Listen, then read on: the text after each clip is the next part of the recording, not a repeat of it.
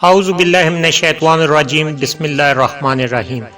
معزز ناظرین کرام، آج کی اس ویڈیو میں ہم ایک عظیم مسلمان سیاح کا ذکر کریں گے جن کا نام ابن بطوطہ کے نام سے مشہور ہے۔ ان کا پورا نام عبداللہ ابن عبداللہ المعروف ابن بطوطہ ہے۔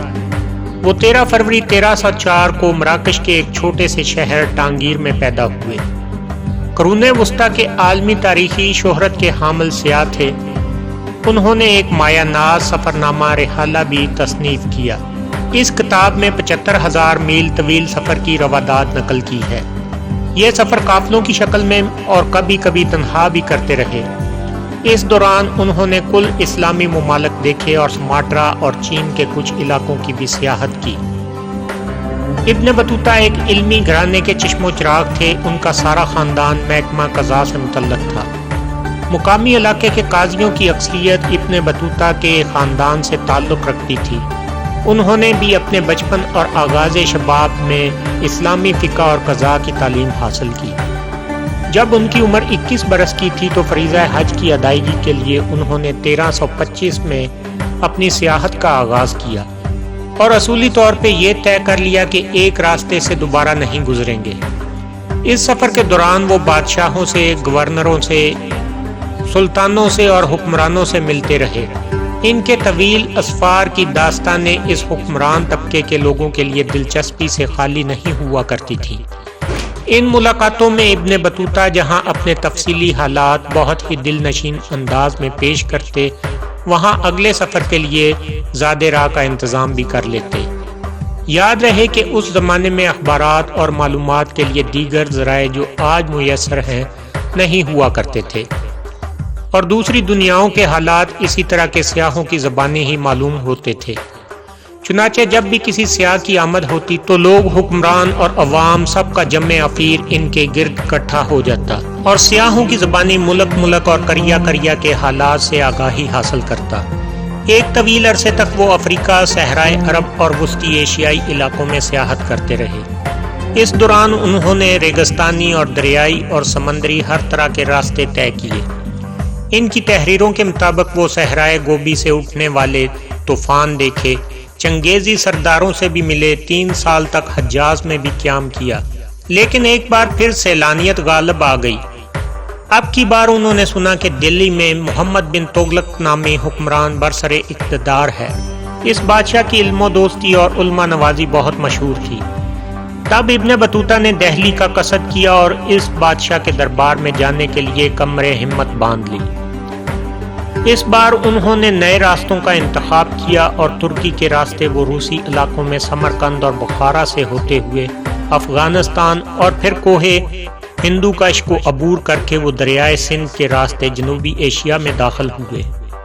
جب وہ سرزمین ہند میں داخل ہو رہے تھے تو خود ان کے مطابق یہ 12 ستمبر 1333 کی تاریخ تھی۔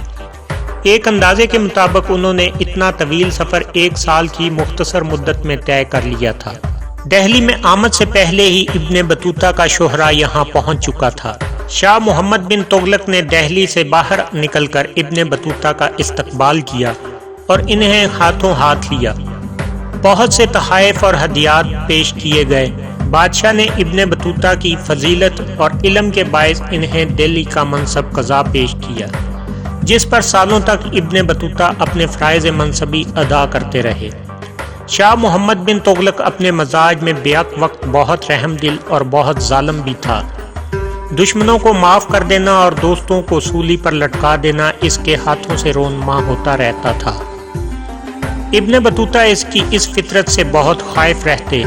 ایک بار جب بادشاہ نے ابن بطوطہ کو مملکت چین کی طرف اپنا سفیر بنا کر بھیجا تو راستے میں ڈاکوؤں نے ان کے قافلے کو آن گھیرا۔ جان تو بچ گئی لیکن سرکاری تحائف لوٹ مار کی نظر ہو گئے۔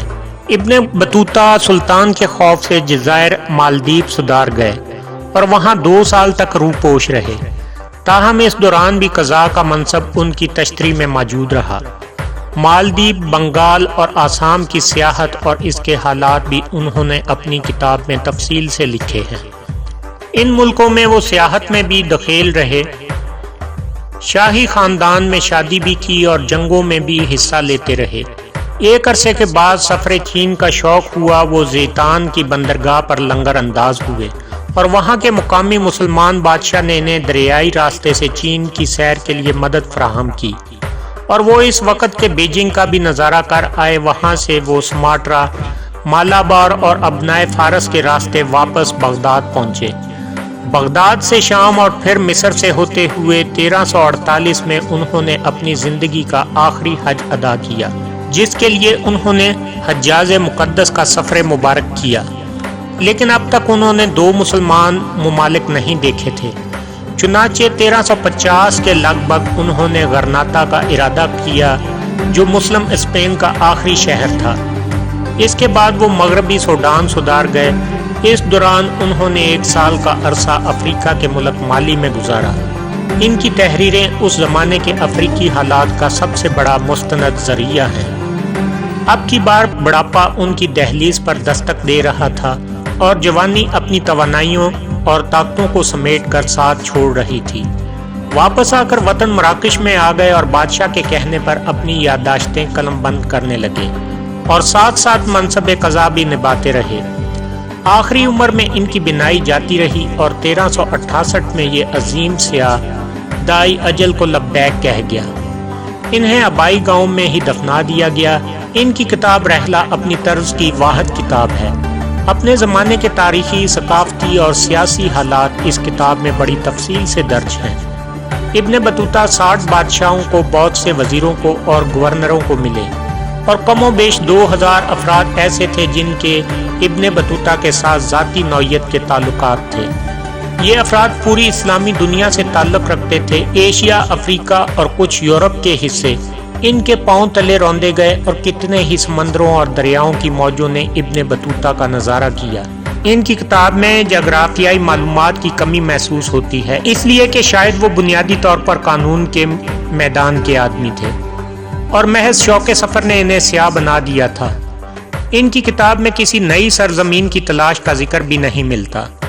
محسن انسانیت جب کہیں ایک راستے سے تشریف لے جاتے تو واپسی کے لیے دوسرے راستے کا انتخاب فرماتے تھے۔ یہ امت کے لیے سبق ہے کہ مشاہدہ کی عادت کو وسعت دی جائے۔ سفر کرنے سے دیگر دنیاؤں کے راز انسان پر آشکار ہوتے ہیں۔ وسعت نظر اور مطالعاتی ذوق میں اضافہ ہوتا ہے۔ سیاحت کرنے والا انسان قوموں کی تاریخ سے آگاہی حاصل کرتا ہے، جس کے نتیجے میں وہاں نفسیاتی طور پر اعتماد نفسی حاصل ہوتی ہے۔ وہاں قائدانہ صلاحیتوں میں بھی اضافہ ہوتا ہے، اور انسان جب بھی کسی اجتماعی فیصلہ کے مقام پر پہنچتا ہے تو دنیائے گزشتہ کے اسرار اور رموز اور تجربہ ہائے انسانیت اس کے سامنے ہوتے ہیں، اور وہ اپنی ملک و قوم و ملت کی صحیح تر رہنمائی کر پاتا ہے۔ اس سب سے بڑھ کر یہ کہ اس سفر کے بعد قلم بند کیے جانے والے حالات آنے والی نسلوں کی امانت ہوتے ہیں، اور گزرے ہوئے ایام کے حالات جاننے کا مستند ترین ذریعہ بن جاتے ہیں۔ اللہ کرے کہ یہ امت مسلمہ اپنے شاندار ماضی کی طرح آئندہ بھی بامقصد سیاح پیدا کرتی رہے۔